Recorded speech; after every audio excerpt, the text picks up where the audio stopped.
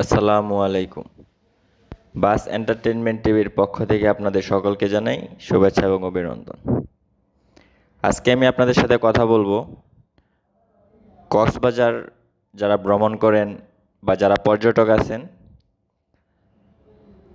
তারা কোথায় hotel book করবেন, কি বাসে যাতায়াত করবেন, কোন জায়গায় নামলে আপনাদের কক্সবাজার সমুদ্র সৈকত দেখতে সুবিধা হবে, এইসব কিছু নিয়ে আমি আজকে আপনাদের সাথে কথা বলবো।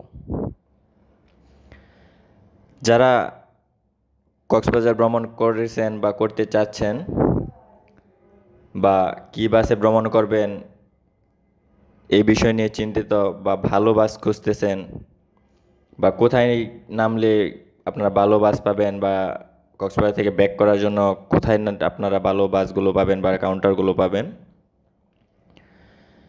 সেই জায়গাটা হচ্ছে কক্সবাজার ডলফিন মোড়।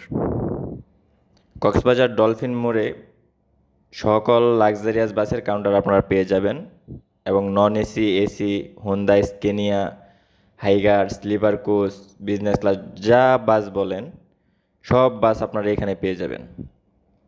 বাংলাদেশের মধ্যে সব থেকে লাক্সারিয়াস বাস এবং সব থেকে বেশি বাস বলা চলে কক্সবাজার যাতায়াত করে, কারণ প্রতি বছর প্রচুর পরিমাণ পর্যটক কক্সবাজার ট্যুরে যায়।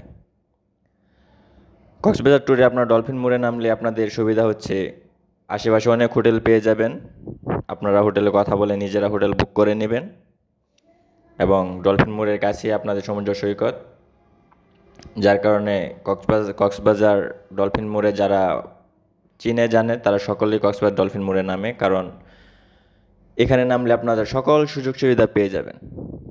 দেখা গেছে অন্য জায়গায় নামলে আপনাকে আবার অটো ভাড়া বা রিক্সা ভাড়া দিয়ে এই ডলফিন মোড়ে যেতে হবে।